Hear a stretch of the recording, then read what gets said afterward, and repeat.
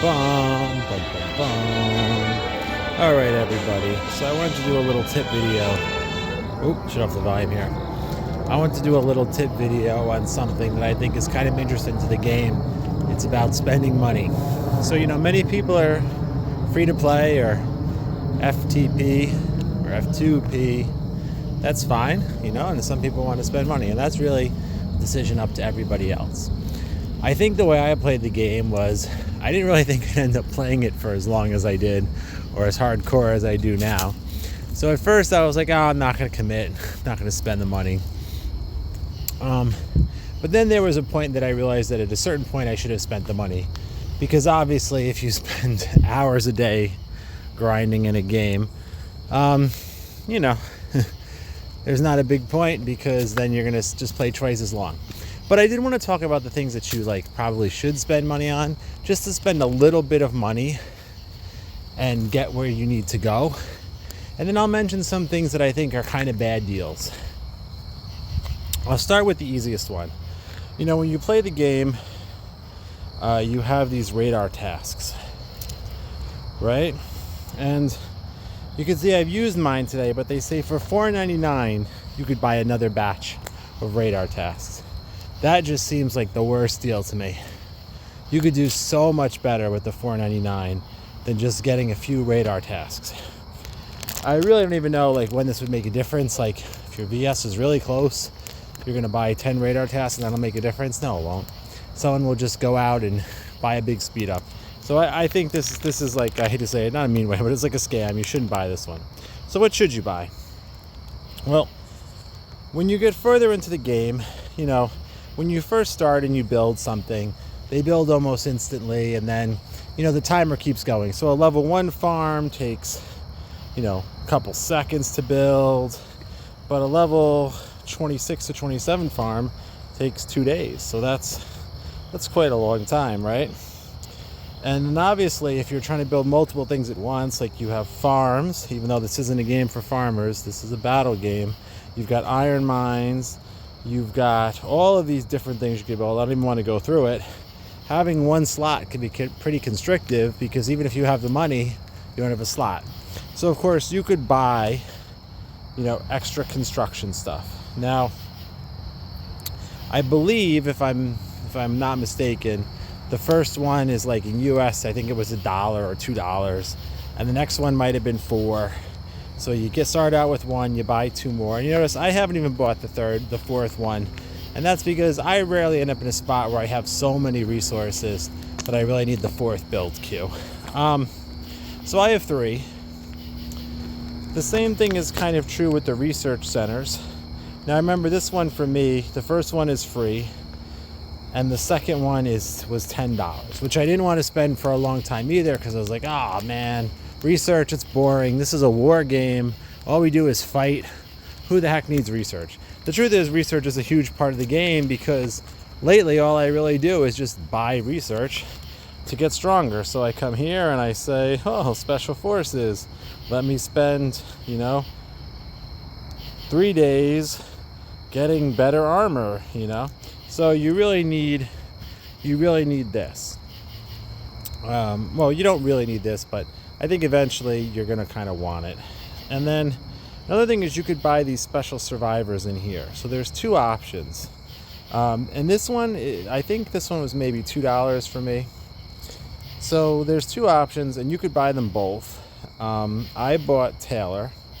And the nice part about Taylor is she brings you these, when you do your tasks, your daily tasks, the radar tasks, she brings you sometimes these special chests. I forget what they're called. I think they're called Explorer chests. And they are very likely to have monuments in them.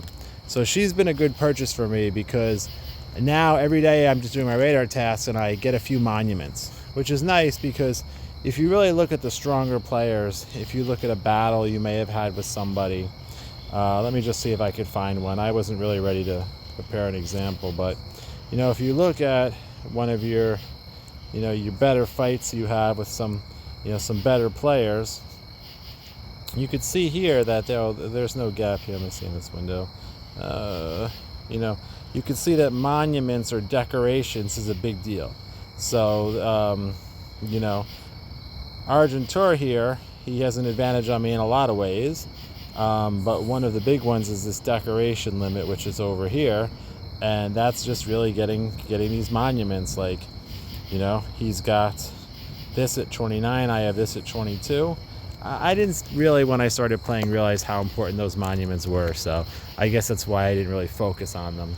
But other than that, the only way to get monuments is you just have to, you know, steal them when you do truck raids.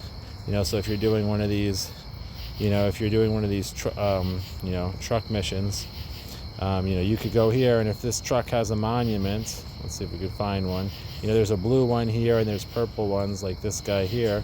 So you could get them, but that's really the only other way. So, you know, a big part of your later game power is like having this monument advantage.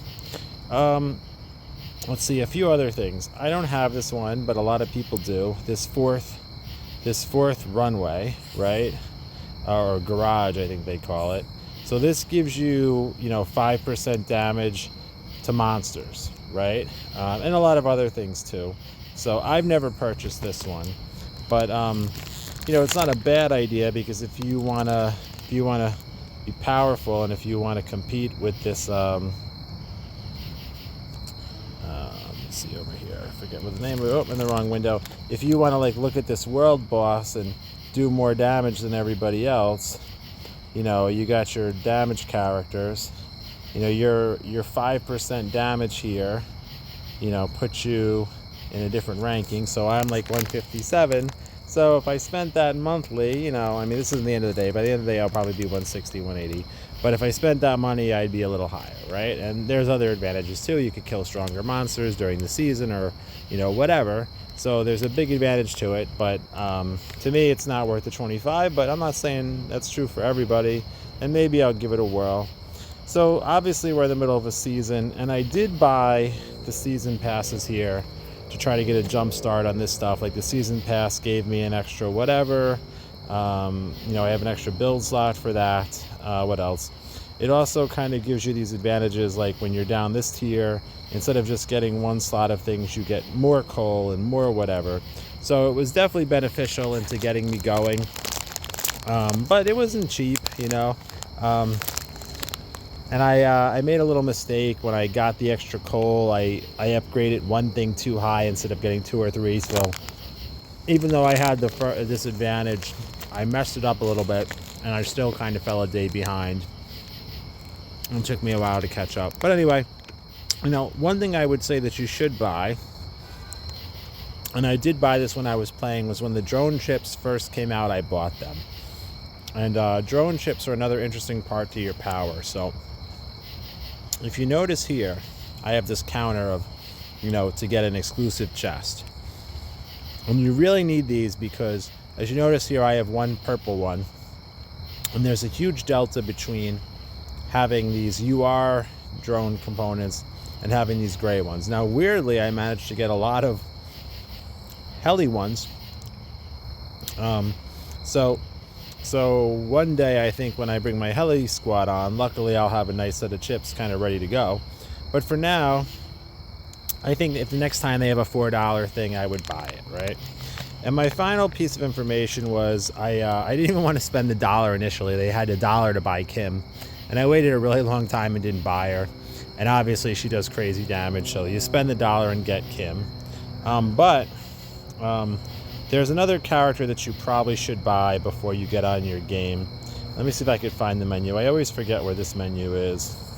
But there's a menu in here where you could customize, you know, UR shards. Let me see.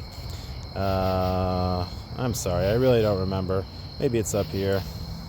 Here it is, yep. This daily sale, right? And, you know, you could buy shards every day. So really, if you go with this, you know, you could really just get a character, you know, spend money every day and get a character. You know, what I did was I don't buy it every day, but I realized I needed Stetman because I would fight a lot of people with my Mason, and Stetman just does so much more damage that I would lose fights just by a marginal advantage. So eventually, you know, you could choose other characters here. and you could spend $1 or even $10, and you get, I think you need to get 10 to start, so you could spend $10, or they have this bonus where you could spend, looks like $5, and I could get 10 shards. So I bought Stetman, right? Because eventually my Mason just doesn't really cut it. So I think that's it. That's the stuff I would buy and the stuff I would not buy, in the game. And like I said, it's everyone's choice. Like nobody, I don't want to say go out buy this, but I think you reach a point in the game where, you're going to kick yourself if you're playing for a year and you're like, man, I should have bought that second research station like 8 months ago. It only would have been $10. I mean, if you've listened to my talk right now, I've probably spewed on for 15 minutes. That might be $10 worth of your time. So again, I would say, buy the extra research center. You could probably wait a little while, because buy these right away though. You need the build queues early. You at least need 3. I wouldn't get 4, but you could buy this. It definitely has some advantages. The monthly pass. I'm not really an expert. I've never bought it. You buy Stetman when you're getting your characters are getting pretty good, and you just top out with how good those purple characters can get. And like I said, this character in here is real nice. These explorer chests are really nice value, and that's that. One thing about the game is obviously you do have to keep it in control, because sometimes you just start spending more. Like, oh man, if I got 3, I'll go spend $4 and get another one, and then I just spend a fifth, and it's easy to kind of get out of control. Basically, in my life, I kept it under the first maybe 6 months I was playing. These are just guesstimates. I don't know. I spent like $0 to $10, and then in the next 3 months, I spent maybe $40, and this month for this season, I spent another 60, right? Or something like that. These are just guesstimates. But like, I did realize like, oh man, I'm just getting out of control now. I'm spending money. I bought the season pass, and I bought the something else, and then I bought a character, and then I was going to buy another character. So you got to know what you want to do. But like, again, I think if you if you want to play the game and get pretty good, I think you at least got to buy those things. So that's it for me. Hope that was a good tutorial for you. Have a nice night.